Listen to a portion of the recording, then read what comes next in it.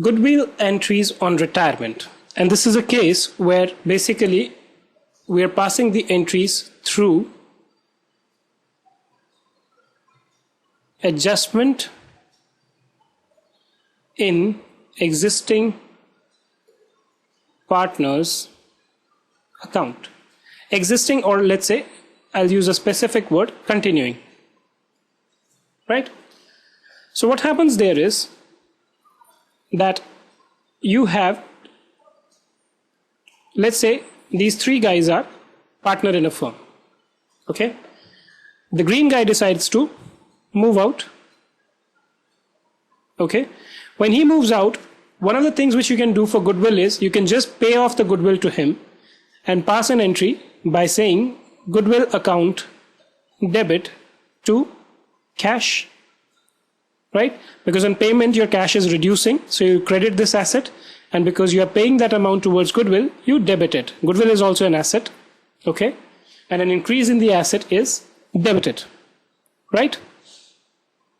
The other thing which you can do is, instead of doing this, what we do is we settle the account of this partner by giving him the necessary credit and debiting the continuing partners, okay, for this amount of goodwill. Now these continuing partners are to be debited for goodwill in the gaining ratio. So whatever is the extent of profit of this partner that is shared by these two, in that ratio the total amount of goodwill is debited to their capital account. The reason is that effectively now you are getting an increase in the share of partners, okay, so your total balance available goes down, okay, and you have to show it as a payable to this guy, so you credit his capital account. So this is something which is sought to be addressed in this question. Now this treatment is also preferred because, you know, as per accounting standard 26, goodwill cannot be valued in the books of accounts. Okay, now goodwill is of two types. One is purchased, in which case you pay something for it, money etc. paid. Okay, accounting standard 26, which is actually you may say the law which prescribes how accounting has to be done for various items, says that you can recognize goodwill in the books only when you have purchased it. Okay, in case of retirement etc., we do not purchase goodwill.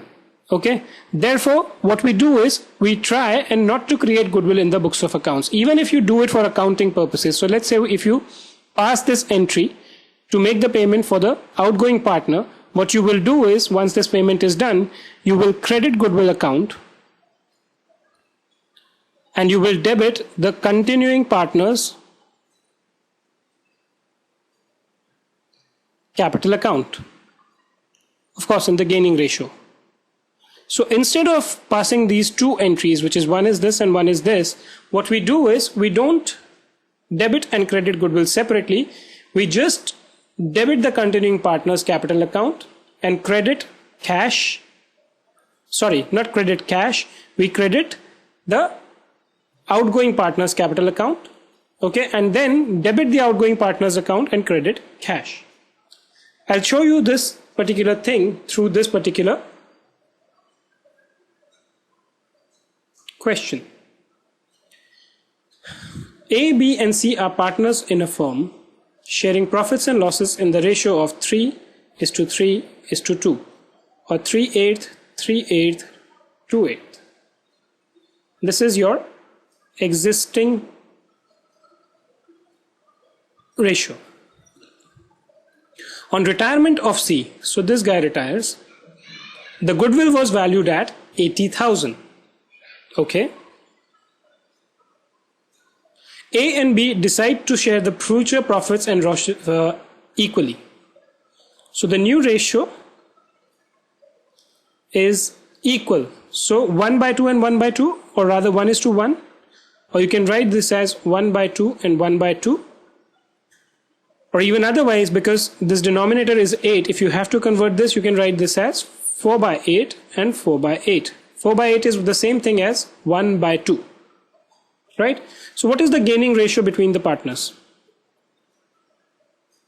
gain is between the partners is new minus old. So 4 by 8 minus 3 by 8 or 1 by 8. Similarly for B also 4 by 8 minus 3 by 8 or 1 by 8. So the gaining ratio is equal to 1:8, 1 by 8 or 1:1. Right? So if 80,000 is the total value, both of them have gained equally, so they should make the payment also equally. So payment or amount due is equal to 40,000 for A and 40,000 for B. Now I will show you how you pass entries under various options. First option is, okay, in this case you are asked to find out pass adjustment entries for goodwill without opening the goodwill account. But let's say if you were opening a goodwill account, then what are the entries which you would have passed? First entry you would have done is goodwill debit to C. C is the outgoing partner by 80,000. And then you would have said C's capital account debit to cash 80,000. This is because you are creating an asset in the books of accounts. Okay. Then you are paying off C for the balance. And lastly, you would have removed this goodwill because of the requirement of accounting standard 26 by crediting it. And you would have debited existing partners capital account A and B in the gaining ratio, which is 1:1. So A and B would have been debited 40,000 each, and goodwill account would have been credited by 80,000. Now if I were to tell you what is the net impact of this entry, the goodwill account is debited by 80,000 here, it is credited 80,000 here, right?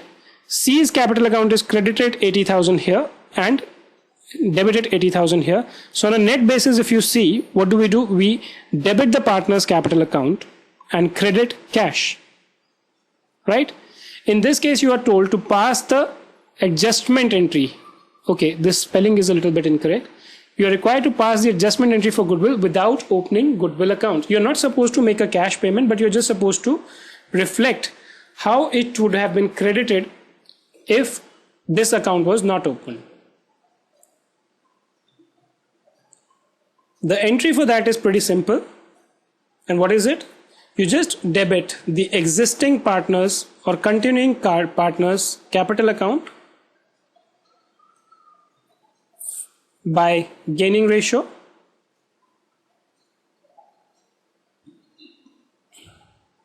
and we credit the amount payable to outgoing partners capital account.